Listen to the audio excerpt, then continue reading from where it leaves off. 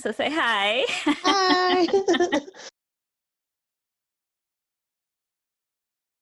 Jenny, thank you so much for being on Mind Bloom. You're my first guest. Thank you for having me. That's amazing. All right, so this is Jenny, and I run Puree Fantastico, an award-winning design science and strategy company where I offer unlimited possibilities for wonderful people, taking your business from mundane to mundane. Ooh. What makes my mind bloom is people being themselves. So a lot of what makes my mind burst open and bloom is someone doing something that is so unexpected and so out of this world that it's like, I never would have thought of that. And then my mind is just literally fireworks happening. So I'll give you an example. We were living in Los Angeles. We were driving down the street, and there was a woman in a sundress riding a bicycle with army boots, trying to coax a crow to sit on her bare shoulder.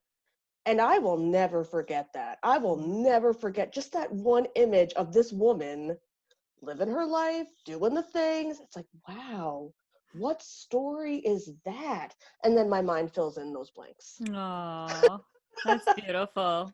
That's Yeah. beautiful. And in Los Angeles and in New York City, you're going to see all of that and then some.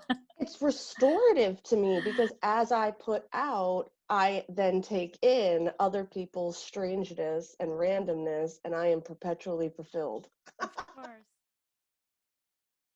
That's it. Oh, Lord. Okay, so I am someone who has never made sense when you try to put me in a box.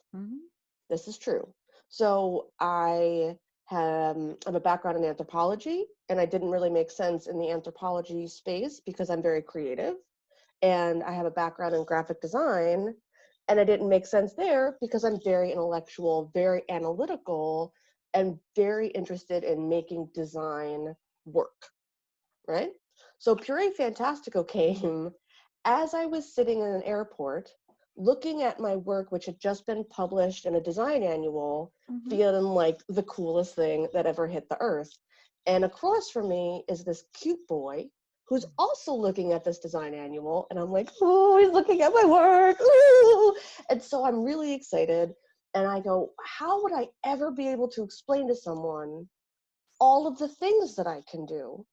And this was in 2007. So this is before I discovered how much I can actually do. This is just like what I thought I could do.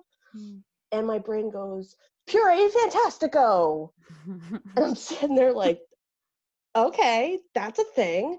And I thought, oh, that must have been like a brand. That must be a company. And it wasn't. And there wasn't anything out there. So I bought the domain. And as I started working in it, I'm like, oh, this is me all over the place.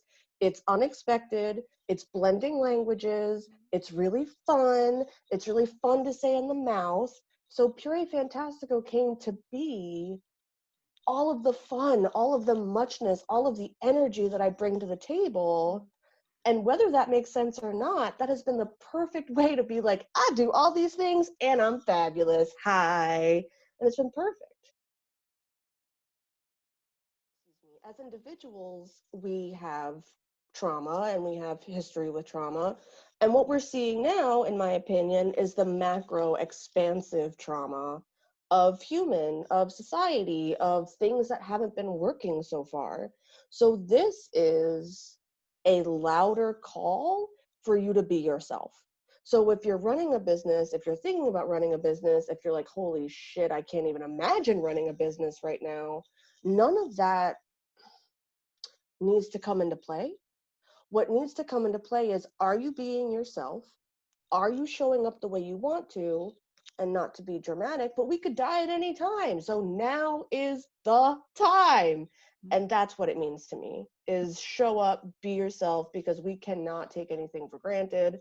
It is why I am rocking butterflies in my hair, because life's too short. Yeah. Life's too short to sit on the sidelines and say, oh, well, maybe next time. Oh, well, I'm working on it. No, no, no, no, no. Now. Now is the time. You are not living your husband's life. You are not living your child's life. You are not living your parents' life. You are living your life. So if your life is set up to where you please someone else, rework that, because you will not be on your deathbed being like, man, I loved living. No. You will have such deep regret because you are here before your husband, before your kids. Your kids are here because of you. Husband's here because of you. Business idea because of you. Live your life. Yeah, beautiful. Did you hear that, all of you? And myself.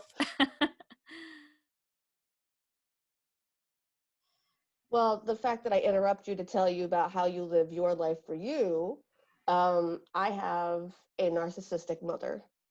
So from the very, very beginning of my existence, it was painful. I was not really allowed to hug my mother.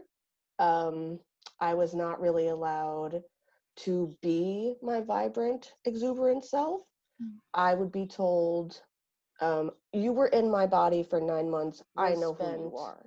Alone, in my own space, creating art or writing or learning to sew, because I was punished for being me, for being silly, for being curious, for being happy, for being talkative. I mean, all the things that I've cultivated as an adult, I've had to earn and grow and rework and reconnect with. So that is the number one thing that has affected every single aspect in my life. And the entire environment was skewed. So by the time I was 17, I had extreme physical stress. I mean, I would go to doctors. I was tested for uterine cancer, colon cancer, endometriosis. And in reality, it was intense anxiety and post-traumatic stress disorder that was completely undiagnosed. And I brought myself to a therapist because my mother would say things like, no one's going to love you like you. You got to be different if you want people to really love you, because there's only killing you or walking away. And I made myself go to therapists because I'm like, I don't want people to hate me in my life. Like, I don't want to be this problem. So I go to therapy, never telling the therapist that this is the framing. The framing is I'm broken and I'm a problem and people don't love me. So let's fix that.